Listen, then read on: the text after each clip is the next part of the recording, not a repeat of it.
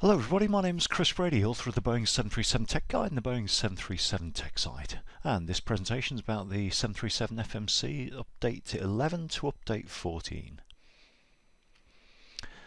So as you probably know, this is the last in the series of 4 in which I cover the FMC software update from 10, which was the start of the NG, right the way through to 14.1, which is due for release imminently.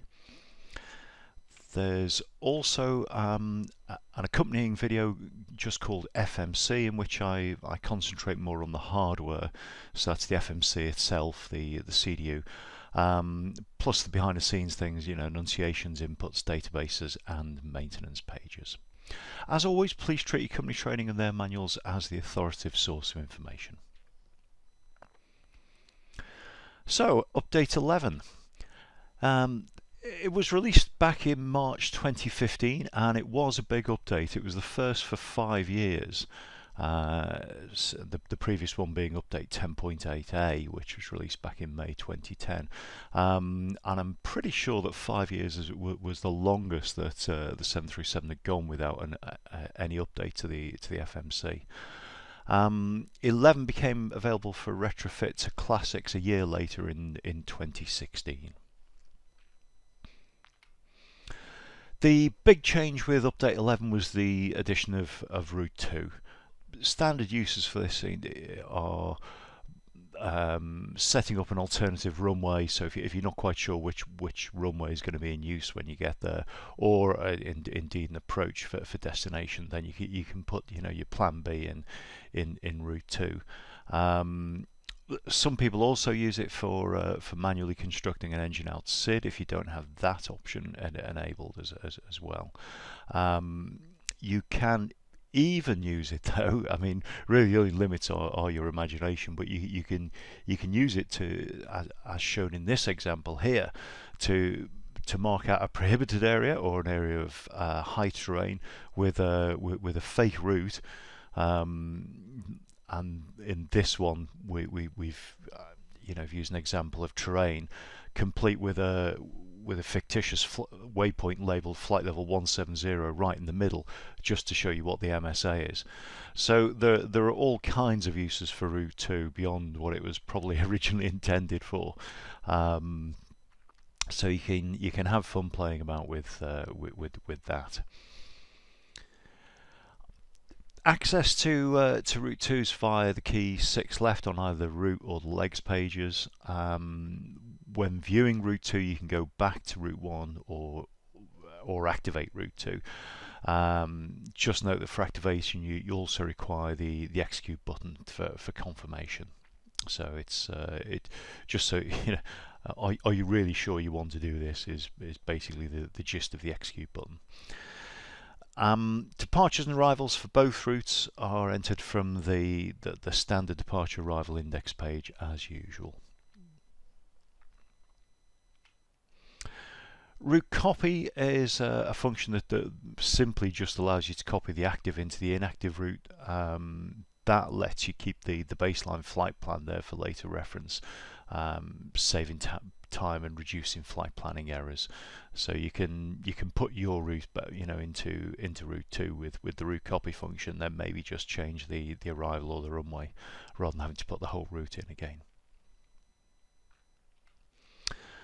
Alright, so away from Route 2, looking at other features of Update 11, cruise descent was introduced, and this allows step descents to a new cruise altitude during the cruise. So it's not the same as an early descent, it's something different. So if you're cruising along at, I don't know, flight level 380 and air traffic asks you to descend to 360, or I don't know, maybe you hit turbulence at 380 and you want to descend, then you simply set the lower altitude in the MCP, press the altitude intervene button, and as long as you're more than 50 miles from your top of descent, i.e. you're still properly in the cruise, then the aircraft will go into a cruise descent rather than early descent.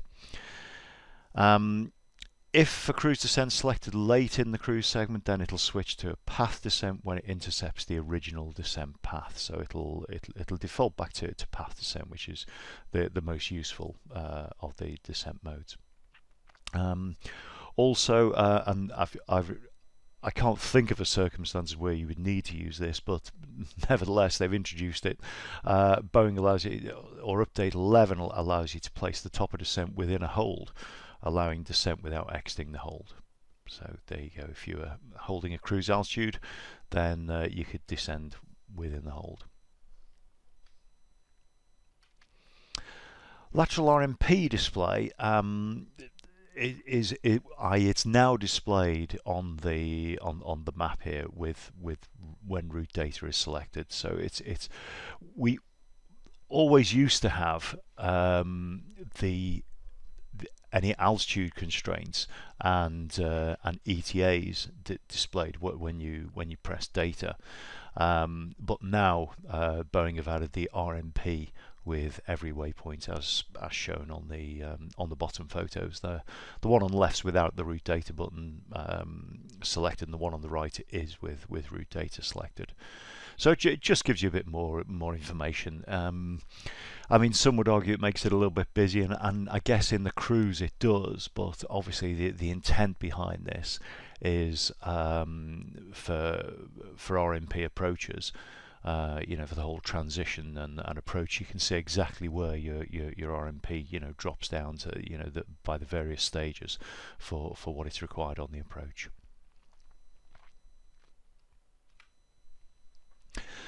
LNAV turns. So LNAV will now allow commanded turns from as close in as half a mile after takeoff. So it's very early on indeed, and there's an example of that shown there on the right. I forget what the figure was before, but it was certainly a lot further out than that. Okay, cruise thrust limit. This is quite a difference. So the cruise thrust limit can now be set to the climb thrust limit to give you increased thrust in the cruise, and that increased thrust but basically translates to a better altitude capability. If you look at the two photos on the right of the screen there, the top photo is the sort of default norm. So you're in the cruise here at flight level 370, and you can see that the TMA is enunciating cruise, and the M1 limit there is selected to auto. So the auto setting for that is cruise. However, you can go into the M1 limit page and select climb, as has been done there on the lower photo, and you can see that the thrust mode enunciation is now climb. Now, obviously, the M1s are still both there at 85.9, but if you notice above where the M1s are written, the limits have increased from 96.2 to 100.2, so that extra thrust is there if you need it.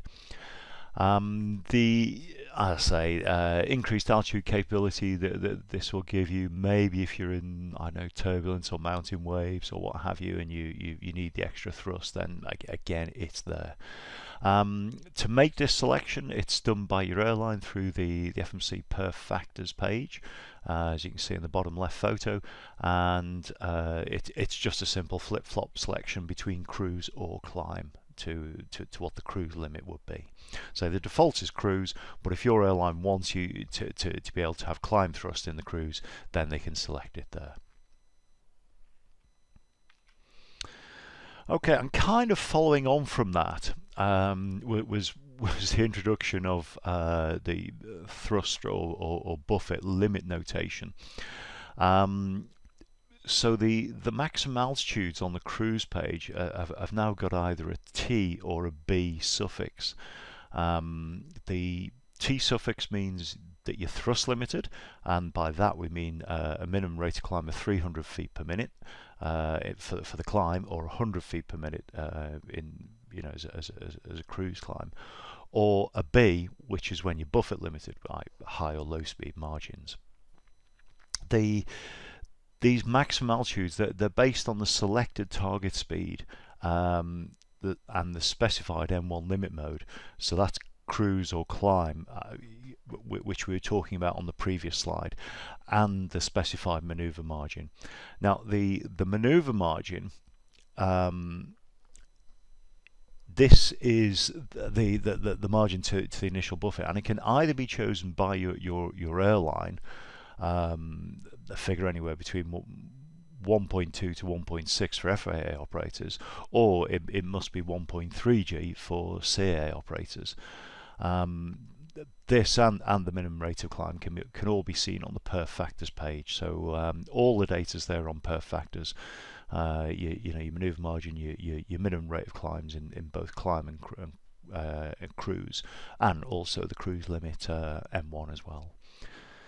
So yeah, that was quite a useful little feature. Just help keep us aware as to what was the reason behind the max limit, and whether it was a good idea to go up there or not. Drag required conditions. So there was just a tweak to this which eliminated the nuisance drag required alert during landing, which used to happen, which was a bit of a distraction during the landing roll. But anyway, that went with update 11. Okay, a more significant change was the engine out SID disarm waypoints, i.e. the introduction of them. Now, these may or may not be coded into your nav database depending on your airline's policy. And in fact, the whole engine out SIDs may not be on your FMC depending on your airline policy, whether they've paid for that option or not. But if these are coded into the database and your airline has chosen the option, then the engine out SID will be auto-loaded if the engine failure occurs before the disarm waypoint, and that is regardless of flap position. Now, if there's no disarm waypoint coded in the database, then the engine out SID will not auto-load after the flaps are up.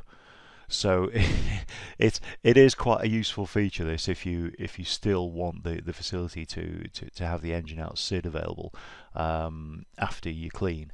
I mean, don't forget, engine failures don't just happen at V1 as we always seem to get them in the simulator. They can happen just after, or indeed the decision to shut down a misbehaving engine can be made after the flaps are retracted.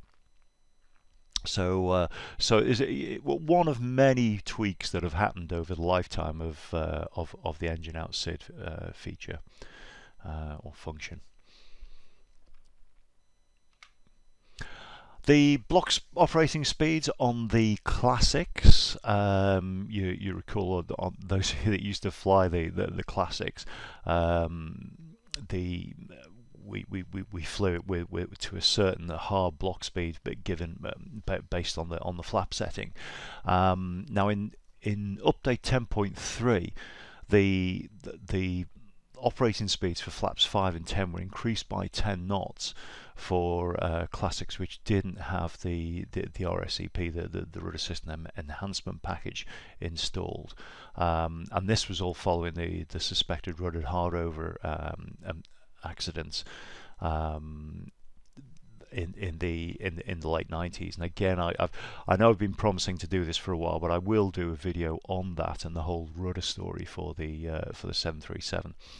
But anyway, what update 11 brings to the table is it's got a new analog input discrete pin, which will actually detect whether the RSEP is installed on the aircraft. And if it detects that the RSEP is installed, it'll use the lower original block speeds of flap 5 170, flap 10 160 at less than 53 tons. So it's again a tweak, a refinement, but there it is. Okay, now And another feature with Update 11 was it brought in an enhanced IRS monitor, and this was used to detect any well, I've called it extreme IRS drift rates, but perhaps a better wording will be IRS drift rates which are out of tolerance.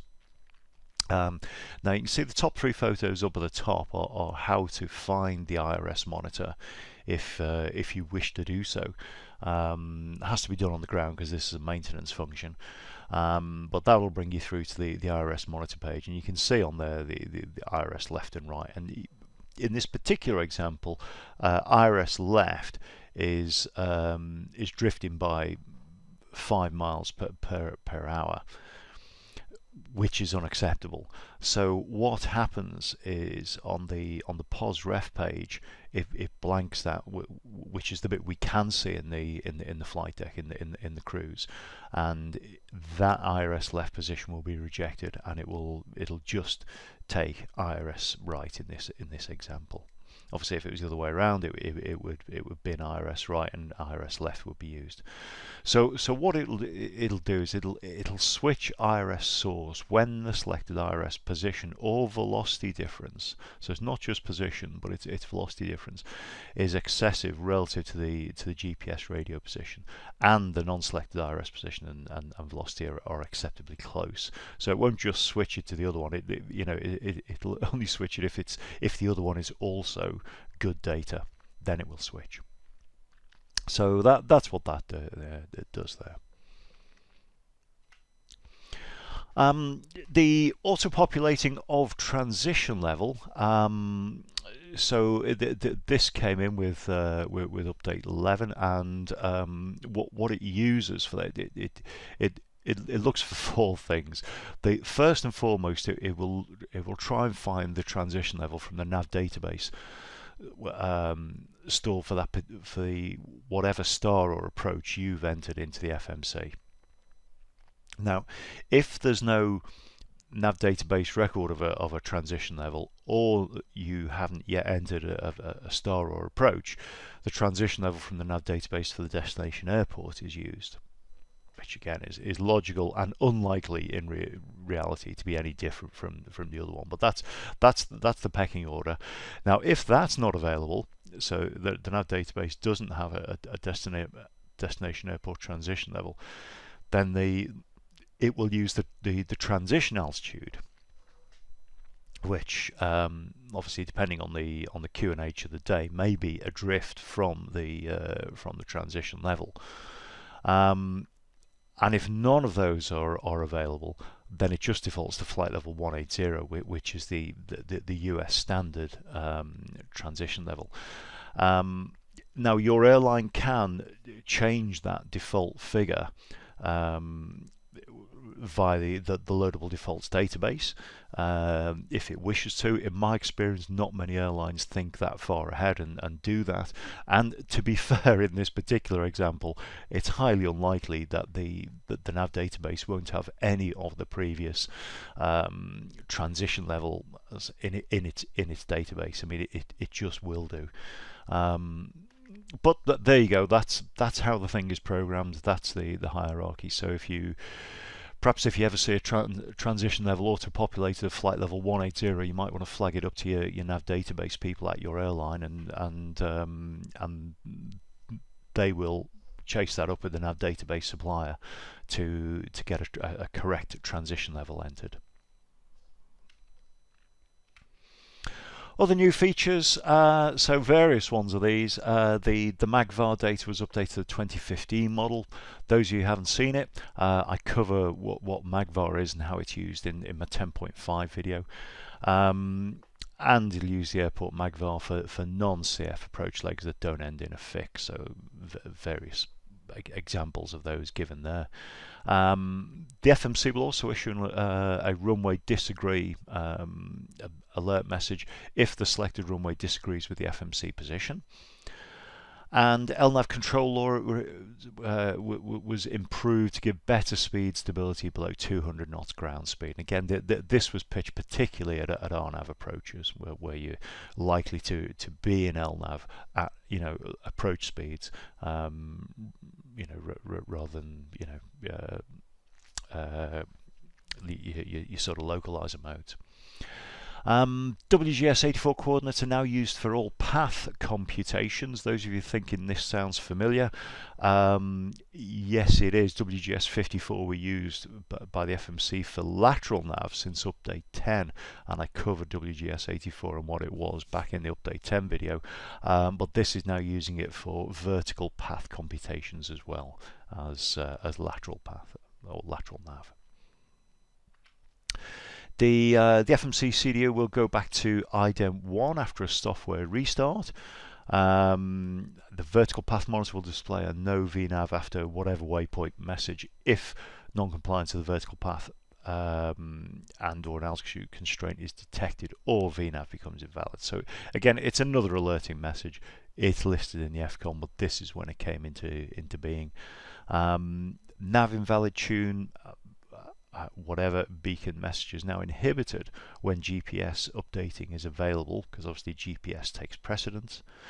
Better handling of corner waypoints on airways or procedures. By corner waypoints, it just means sharp turns on airways or procedures. And again, this is to do with radius of turn, the balance between remaining in the airway.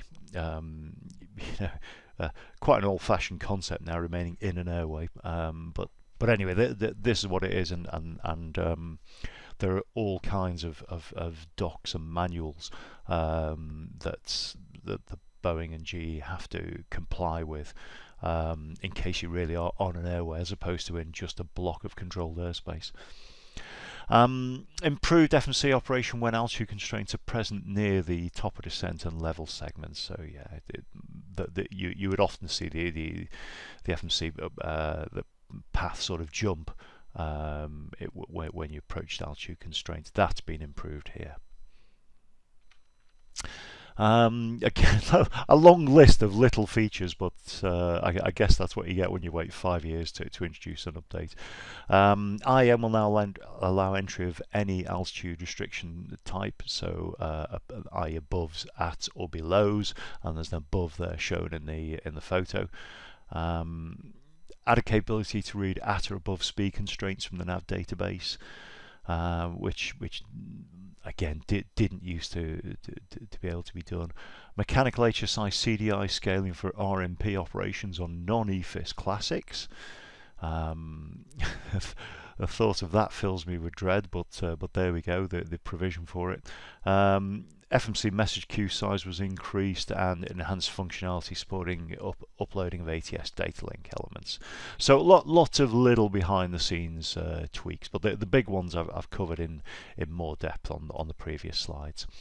The main bug fix that was sorted out, I think it gets the award for the longest serving unfixed bug since update 7.1, which was released in 1994, which was the year I started flying the 737, for a missed approach point with an altitude constraint above 10,000 feet, and I guess this is why it lay undiscovered for so long, because 10,000 feet is quite a high altitude restraint. The FMC doesn't consider the altitude constraint to be valid, and it used the airport elevation rather than missed approach point altitude as the starting altitude for path construction, and the difference between the missed approach point alt constraint and the airport elevation would give an incorrect VNAV path. So basically this was only an issue for high elevation airfields, and by high I mean really high. You're talking La Paz and a few airfields out in China. But anyway, it was found, it was addressed after how many years is that? I don't know, 21 years. Anyway, they got there in the end, so good for them. Alright, on to update 12. Now this was delivered as standard from November 2015, and it was significant because it was the last update available for the classics, which is why I've found and used a photo here of update 12 in service on a classic. because that's the end of the line for classics and updates. It's no longer supported, and the reason for that is because update 12 requires the newer 297 C1 FMC, which you can't install on classics. If you're interested in what a C1 FMC is as opposed to the old A1 to A4s, then go back to my FMC video where I cover the hardware, and I'll give you chapter and verse on all of those. So the old ones just can't run anything beyond update 12 as they just don't have the necessary memory or throughput capability. So that's the end of the line for the classics there. Shame. New IAN features. So there were 4 of these. There's an improvement that delays the capture of the final approach course for certain geometries, basically just to make the capture smoother. Crew can now also define a VFR final approach using the IAM function. So you select the runway and the flight path angle is normal, and you can get the IAN displayed. The vertical angle of the glide path IN will continue to obey any altitude restraints from the final approach fix to the coded missed approach point, and they've just changed the sign of the cross track IN deviation when the track angle is greater than 90 degrees, simply to harmonise the nav performance scales display with the ILS. So these are all good little tweaks which bring IAN closer to the ILS lookalike, which makes it easier for us. Okay, update 12 added a comparison of an outside air temperature entry made by the crew with a sensed OAT from the EEC on the NGs or the TAT on the classics. And if a difference of more than 6 degrees is detected, then you'll get the message OAT disagree deleted, and or takeoff speeds deleted messages. The feature actually requires CDS block point 15, which most aircraft should have. Now, for a full discussion of this feature, I really strongly recommend you go read, just Google AIB CFWGH for an incident which occurred at Belfast. Now, you notice that the date of this incident was July 2017, and you can see up in the top left corner that update 12 came in 2015. So sadly, this aircraft didn't have update 12 fitted, and it's a real shame because it would have caught this. I mean, it was only an incident. I mean, it wasn't an accident. I mean, nobody died or anything, but it was very close. And I think this, really shows the importance of getting the latest FMC software installed on your aircraft. I mean, it's always recommended by Boeing, but airlines are often reluctant to do it because, of course, there is a cost. And I guess that for this, the cost-benefit analysis, perhaps didn't throw up this kind of eventuality. But anyway, any of you've got who are in managerial, tech captain or fleet manager roles, then just take this lesson on board and see if it isn't worth persuading the holders of the purse strings to give the crew the latest FMC updates and options as well.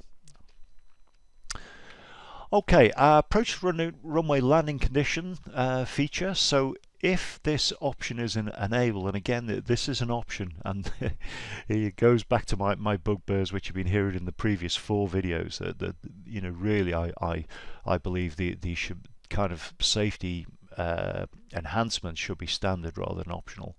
But anyway, it isn't.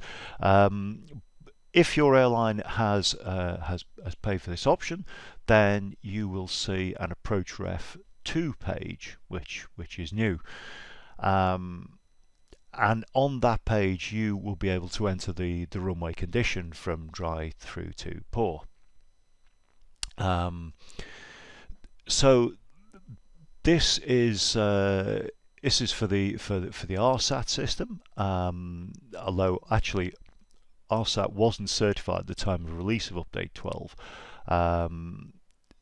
which is why I've shown two photos here. One of the system inhibited, i.e. without the carrots and the ability to select, and the bottom one of it where it's operational, where you can make selections on it. So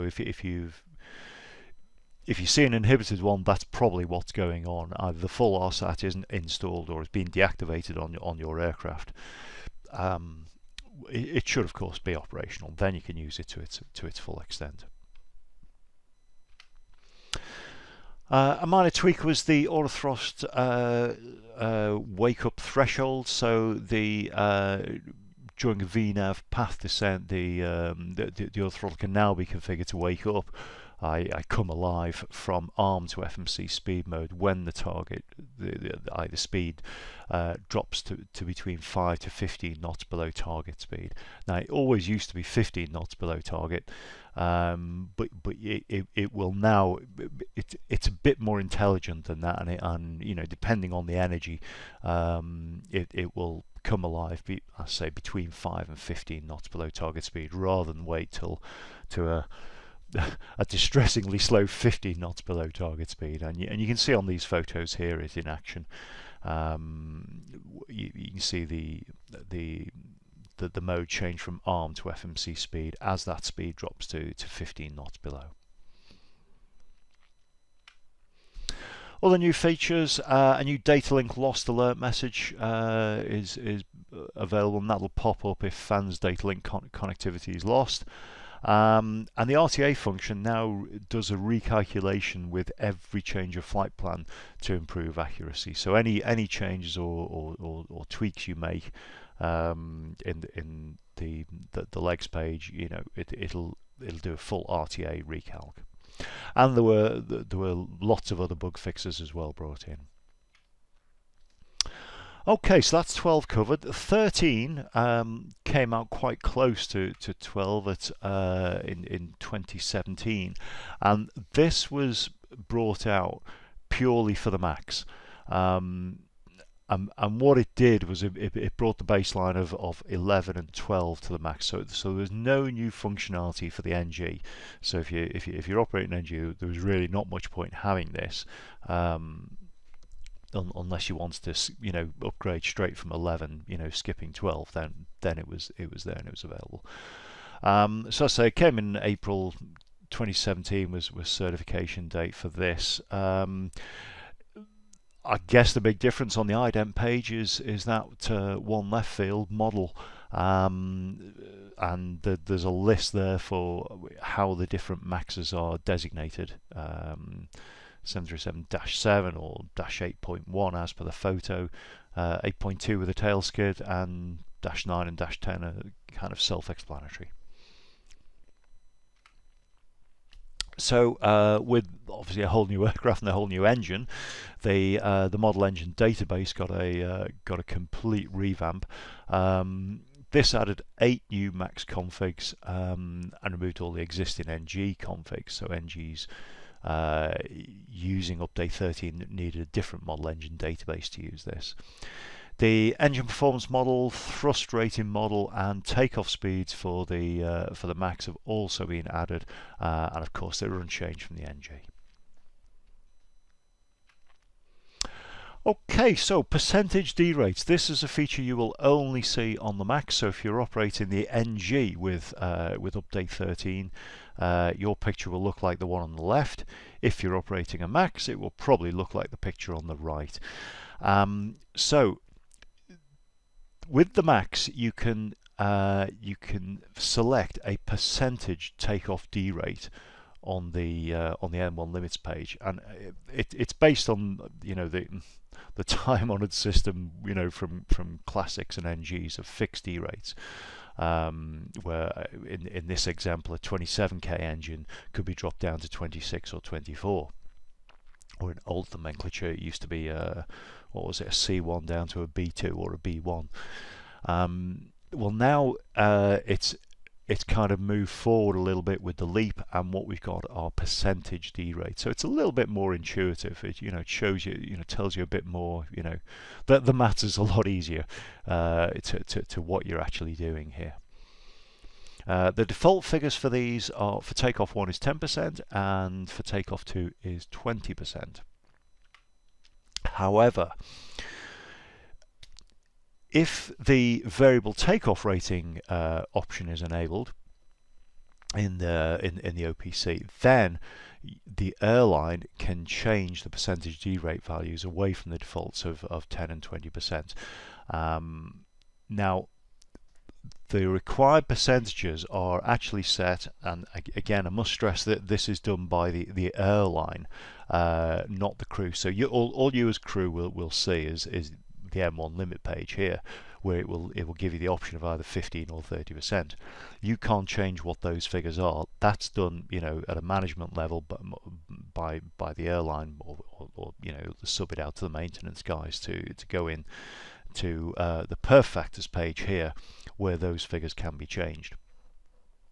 Now, this new perf factors 2.2 page, which again is only present if you've got the VTR option enabled, I say that's only to be accessed by the airline, by the maintenance guys.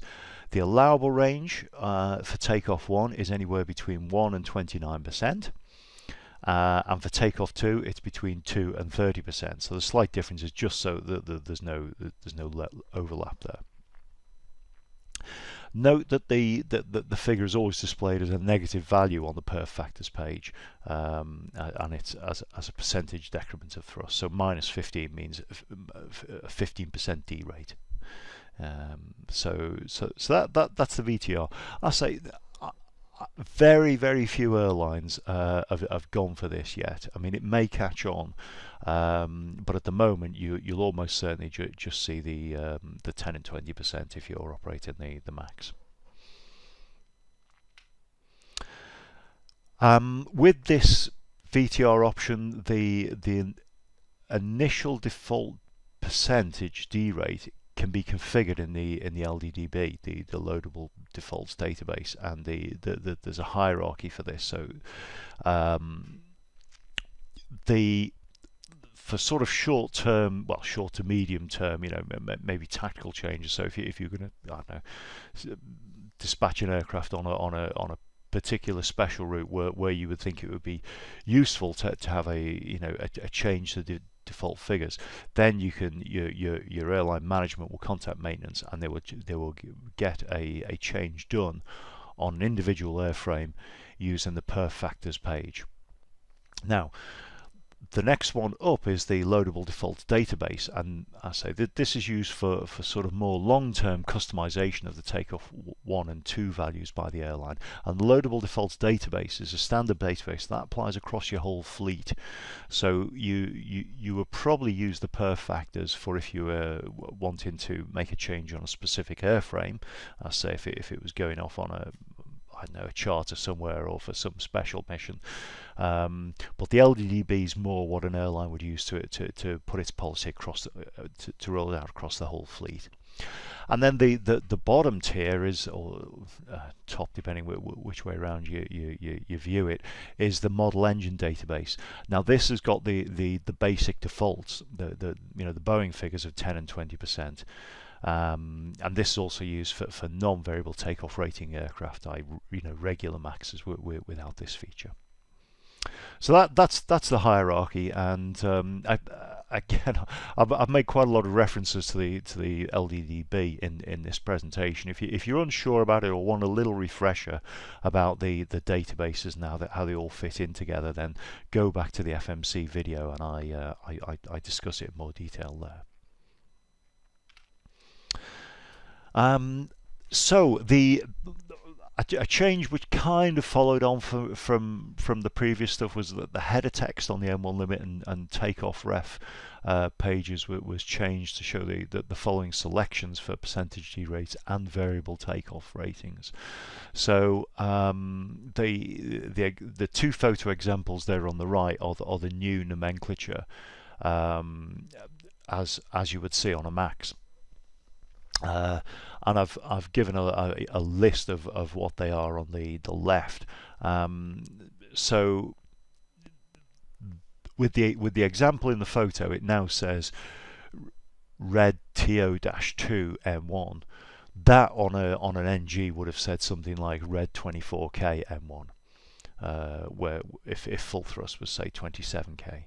So that it's a little bit more intuitive, I think, it's probably a bit more explanatory as to which of the many selections that have been made. One thing to notice with that, now I've taken this same example in the bottom two photos there, where you've got red TO2 M1, is that the TMA, the thrust mode enunciation, retains the old nomenclature, which is not exactly the same as is written on the M1 limit and takeoff ref pages. So for this example, red TO2 M1 actually displays on the TMA as DTO2, a second D rate with an assumed temperature thrust reduction. So it can get a little confusing, but a quick read through, and you'll understand better exactly what's being shown to you where.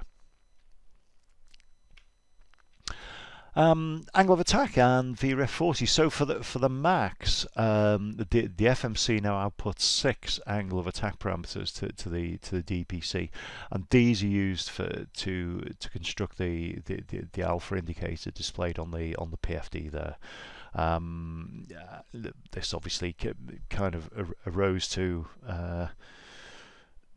the public's awareness with the two max accidents, and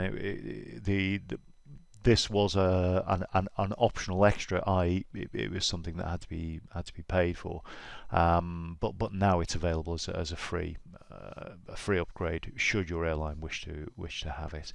And you can see on here, just marked on the instantaneous alpha there is shown as 8, which is means you're flying slow. This was on approach to a stall I did on an air test. So the approach ref band, the safe area there, is in the green band, and if I'd increased the alpha even more, which obviously I did because I wanted to find what the stick shaker speed was, you get back to the red caret up at the top there, which is the stick shaker. So that's the alpha gauge. The max FMC now also outputs a flat 40 approach speed using instantaneous gross weight and Q&H, and Q&H is to calculate the airport pressure altitude, and that's just used for descent speed targeting. So I mean, not actually related to alpha, but it's another feature that the max FMC also spits out behind the scenes to make things work. A TAT inner check. So this is a refinement on the Max, whereby it uses the engine TAT sensor to cross-check the engine inlet sensor to cross-check the TAT sensor. So it's comparing that T12 sensor at the top of the cowl inlet with the air data system's TAT sensor to detect if there's a fault with the air data TAT sensor. So it's it's a great idea. I don't know why this wasn't thought of decades earlier, because you've had this temperature sensor in the inlet for since the CFM 56. You could have used it as a common sense check for TAT. Anyway, it's now being done, and it runs a comparison between the two sensors. It'll start 5 minutes after takeoff, because obviously the figures are only valid in flight when there's decent airflow over them, and it ends at the approach phase. The comparison check count runs once a second for 45 minutes, and that 45 minutes is basically just to account for any ice crystal accretion. If the difference between the TAT values exceeds 6 degrees for 45 minutes, then you get the TAT disagree message, and it gets flagged up to maintenance. Fuel air changes. I covered these in some depth in the max differences video, but just to quickly skip over them again. There are 3 new FMC driven fuel alerts that you get on the engine display and the CDU scratch pad. Fuel disagree, so this is a new one, and this will show when the FMC and fuel quantity process unit differ by more than 2,000 pounds or just under a metric ton for more than 5 minutes. Using reserve fuel is pretty much the same message that we always did have, except the calculation logic's changed slightly, and it now shows when the FMC predicted fuel destination is less than reserve fuel. And insufficient fuel, which same logic as previous updates, and it'll show when predictive fuel is going to be less than 2,000 pounds or 907 kilos at the destination. In addition to those messages, which you will get down by the fuel display, the Max has also got an engine fuel flow alert message. And it shows us what they call a Corrie light message. The Corrie lights are those little sort of rectangular block lights you've got on the overhead panel. The Corrie is just the name of the manufacturer. Those things that you pull out to change the bulbs on. Well, these rectangles are the same sort of proportions and things, and they're simulating that. Hence, they're called Corrie lights. Even though of course they're digitally generated. So the fuel flow message anyway shows that the FMC predicted fuel flow exceeds the FMC expected, and that's based on aerodynamic performance, engine performance monitor logic, and the supporting model engine database data by a threshold value, and that threshold value is defined as 15% for more than 5 continuous minutes. So any small fluctuations, they're okay, but if the calculations the predicted exceeds the expected by more than 15% for more than 5 continuous messages, this fuel flow light will pop up. Fuel progress. So this is a new page. The progress page was increased by 1 to now 5 pages. And it was added to the Max basically to support ETOPS operations. So the new FMC calculated fuel quantity is available for selection. So this is the calculated fuel based on the on engine and APU fuel flows. Now you as crew can select which fuel appears in the fuel field on the perf and if pages, and the options are either sense, which is the sensed value, the totalizer value, what's actually what the densitometers in the tank are sensing, the calc figure, which is the FMC calculated fuel. I say it's based on fuel remaining, based on engine and APU fuel flows, or you can go manual if you wish and stick in a value yourself. Not really sure why you would do that, but I guess you could do it in let me see, gear down ferry flights perhaps, that sort of thing, or any other CDL affected flight would use that. Okay, the Max clock. Those who fly in the Max will know that it displays time up there, just to the side of the PFD.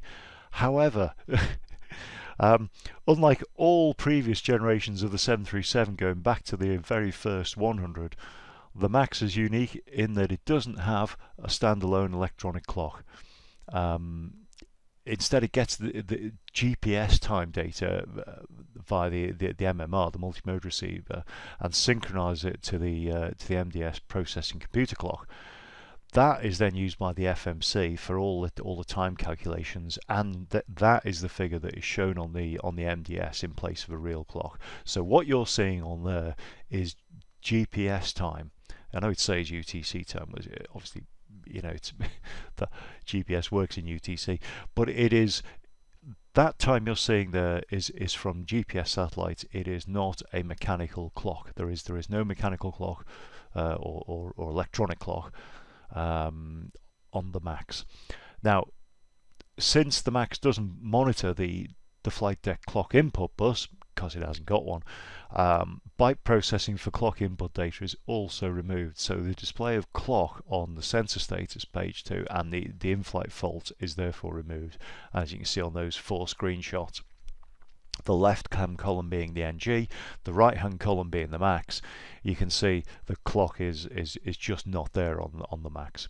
Again, because it hasn't got one.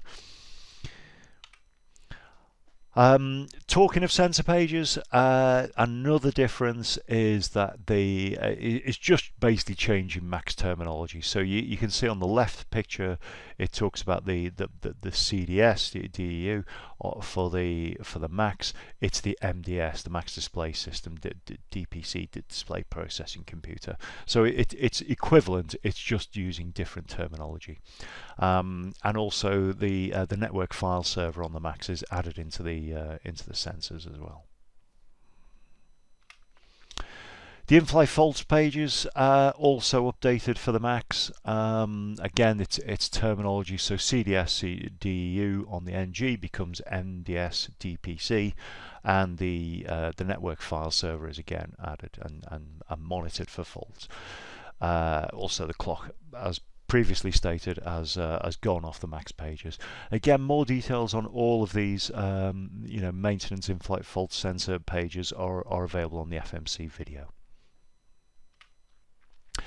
The main bug fix for update 13 was it corrected a condition which had been in place since 10.2 all the way through to 12, where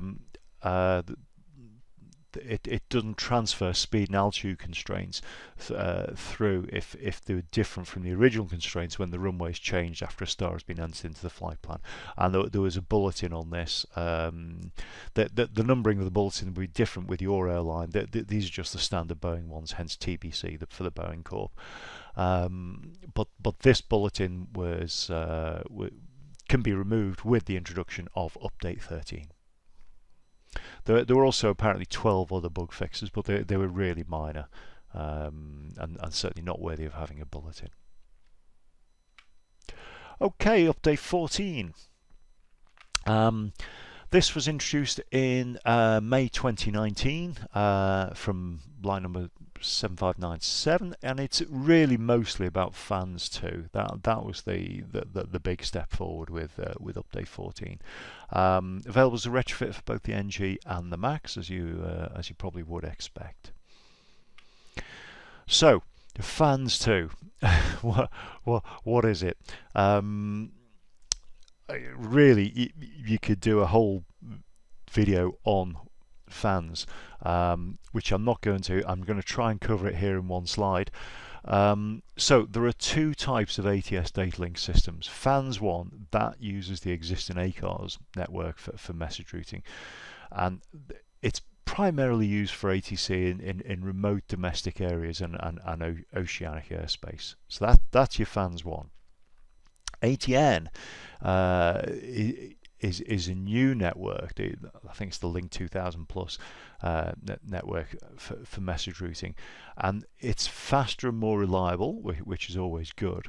And at the moment, it's primarily used in Europe, but it is being rolled out, globally. Now, Fans 1 and ATN were not interoperable, which was a real headache. Fans 2, however, neatly combines both Fans 1 and ATN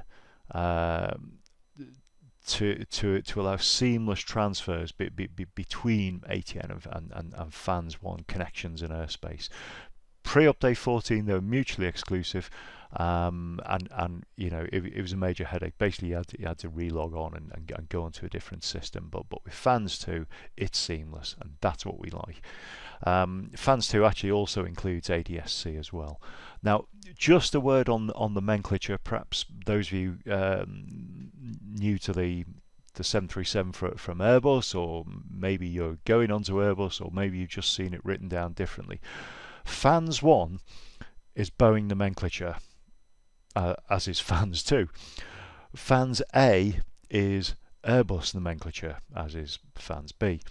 So it's not Fans A for Airbus, Fans B for Boeing. The letters are Airbus and the numbers are Boeing, just to hideously confuse everybody. Now both are the same, and they're often referred to as Fans 1-A, or usually said as Fans 1A, and Fans 2-B, which again is usually said as Fans 2B. So that's what they're all about. So update 14 comes with Fans 2 functionality, so all Fans 2 applications are hosted within the FMC, so there's no separate you know, box for it or what have you in the you know, in the flight deck.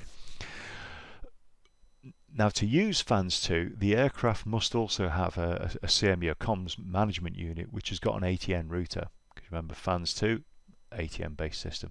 Compatible models for the 737 are the Collins CMU 900 and the Honeywell Mark II Plus, photos of which I've managed to get from the in eBay down there on the right hand side. Now, the only difference to us in the flight deck is that the CPDLC message set is slightly different and expanded to add some new messages and functionality, but we use it the same way.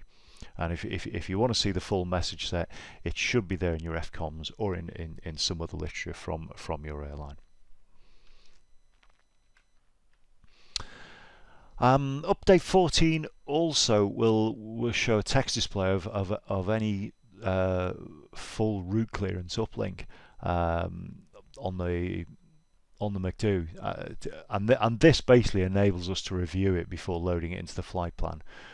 So really useful. You can step through this and just say, is that right? Is that what I asked for? Are air traffic sending us where we want to go? Before you actually load it in.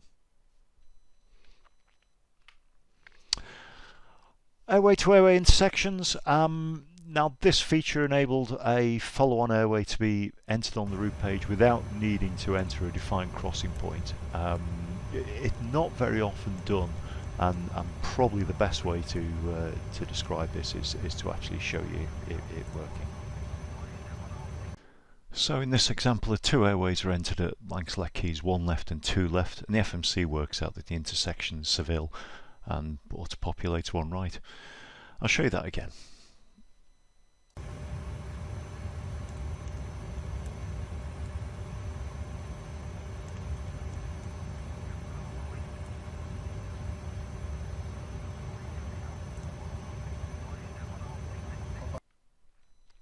VNAV temperature compensation option.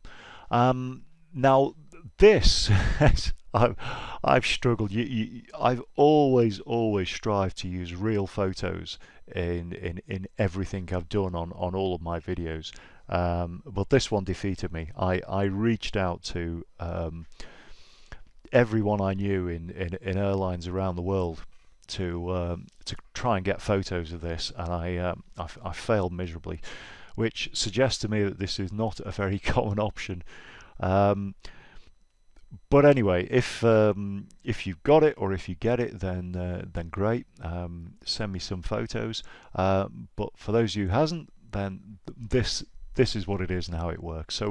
So with this option, you've got a new temperature compensation ref page, which becomes available in flight at approach ref 3, and it gives the ability to semi-automatically adjust the procedure baro altitude constraints and glide path angles based on the entered temperature, either temperature you put in at in field 1 left. so that the FMC can adjust the descent path for the effects of temperature. I mean, this is brilliant. This is exactly what we need, is some way of temperature adjusting these RNAV approaches. Now, the temperature field to the right of the temperature will display either standard, hot or cold, and I've highlighted those with the red box there, depending on the difference of the entered temperature from standard, just to flag up to you, save you having to do the maths, whether it's cold or hot. The correction is applied to all waypoints from the start waypoint, at the start of the approach waypoint, to the missed approach point or the last fix in the missed approach. And just for the sake of clarity, just for the avoidance of doubt, this is not the same as the ISA deviation entry in the descent forecast page, because that is all to do with adjusting your top of descent point. This is about adjusting any barrow-al constraints and glide path angles on in particular an RNAV approach, due to temperature, usually cold temperatures at the airfield. There were 2 VNAV path tracking enhancements made in update 14. The first is that during an idle ascent, if a speed increase command is received by speed intervene, then VNAV will maintain the vertical path by adding thrust. Now, previously it would go back to speed on elevator and idle thrust with a loss of path. So it would prioritize speed and just bin the path. Now it will keep both by increasing the thrust to compensate, to get that speed required. The FMC will also set a VNAV target altitude to the current go-to waypoint constrained altitude if a waypoint is an at or above altitude constraint, and that basically is to prevent unintended climbs in the descent. Again, a very rare occurrence, but it was it's almost a bug fix, but not quite. Okay, SBAS and ABAS. This again is another subject that could easily be a video on its own, and once again I'm going to give it a shot in one slide. SBAS is space-based augmentation system, and it improves the accuracy and reliability of GNSS information by correcting signal measurement errors and providing information about the accuracy, integrity, continuity and availability of its signals. And there are about, I think it's 10 or 12 of these systems globally.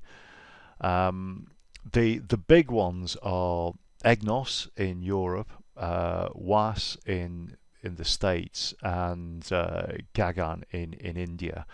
But most regions have got one. Central Africa's got one, I think Japan's got one, Russia's got one, Australasia's got one, and there are several others as well. I'm sure one day these will all be harmonized, but for the time being they're their own systems. Now, with update 14, if you have a 3G MMR, then that will enable SBAS approaches to localize and performance with vertical guidance, LPV minima. So that's the big thing with update 14. ABAS, which is aircraft-based augmentation system,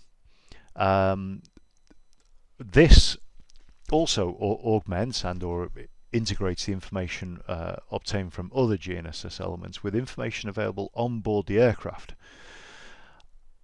such as, and RAIM is probably the one we'll be familiar with, receiver autonomous integrity monitoring, or AIM, aircraft autonomous integrity monitoring. And how it does that is the clever bit, which came in update 14. And basically what update 14 does, and I've only written 2 lines on it here, but for something which is probably PhD thesis level information. Update 14 uses hybrid IRS GPS data to get a hybrid position and velocity which is processed in a Kalman filter. Now, Kalman filter is the bit that is where the magic happens, and it really is magic, to improve navigation certainty. And what I strongly recommend you do, if you are interested, if you have any bent towards maths or physics, and I say my degree was in physics, and we did some serious level maths in there, but this. When I was reading up on Kalman filters, it took me several goes to get it. But if you Google, I think that's pronounced Bazarg, B-Z-A-R-G, and Kalman filter, you will find an excellent article which explains it, how a Kalman filter works and the maths behind it. Now, you don't have to understand the maths, because the maths is pretty full on, but it's really well explained in that article, and it will tell you exactly how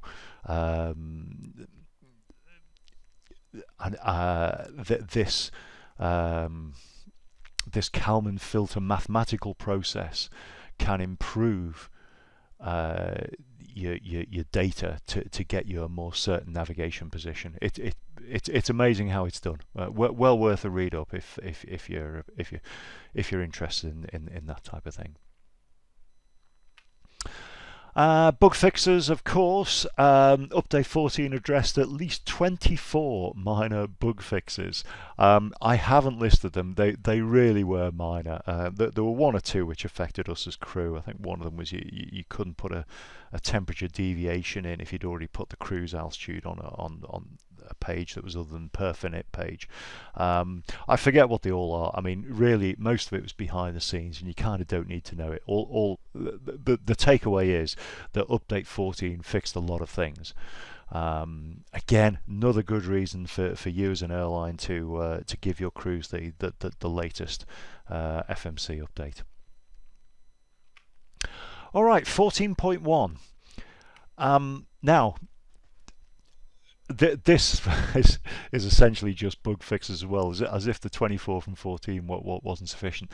This is scheduled, and they've been pushing back the entry into service date of this. I think it was initially early 2022, and it's slipped and slipped and slipped, and the last figure I've seen in print is late 2022. Well, it's mid-November now, and it isn't out yet. So whether it'll make 2022 or not, I don't know. But anyway, it's coming to an aircraft near you soon, and again, it'll be available as a retrofit for both the NG and the Max. So, what's it got? HUD compatibility is probably the big one for those who operate in HUDs. Update 14 introduced a compatibility problem for aircraft with the HGS 4000 or 6000 HUDs. And again, if you want to know more on HUDs, see my video on them. I talk about all this stuff in detail on there. 14.1 addresses this, but it does require the HUD operating software to be updated to phase 6, and the photo on the right there shows the ops software at phase 6. It also gives a new label to transmit the coded static glide path angle from the nav database to the HUD to improve the guidance system integration. And as I say, see the HUD video for more information on that. Bug fixes, 4 significant ones. It fixed the condition from update 12 whereby the FMC could load an incorrect engine out SID into the flight plan. Yes, that's significant. When selecting engine out SID on departure page with no regular SIDs, or an invalid entry message is seen on the scratch pad. So that little gotcha has been sorted out. It also fixed the condition whereby the aircraft would only climb with maximum cruise thrust instead of maximum climb thrust if it had leveled off during the climb for a very short period. So in other words, it would latch into cruise thrust. It fixed a condition whereby the last SID overfly waypoint was converted to a non-overfly when the waypoint was added or route disconnect was closed after it, and it fixed a condition where an FMC disagree could arise during cruise to descent transitions. So the various things which were fixed or will be fixed when 14.1 is launched. That is it. That's everything I know about all of the FMC updates from 10 through to 14, or 14.1 should I say. As always, please, if you've enjoyed the video, give it a like, subscribe to my channel, leave a nice comment. If you really like it, get the book. I will be updating the book with all this FMC information in the fullness of time, but I thought the priority was to get the video out first. Just a reminder that the electronic copy of the book, which is available on Apple Books, I will be updating that over the next month or so. Once again, thanks very much for watching. Thank you.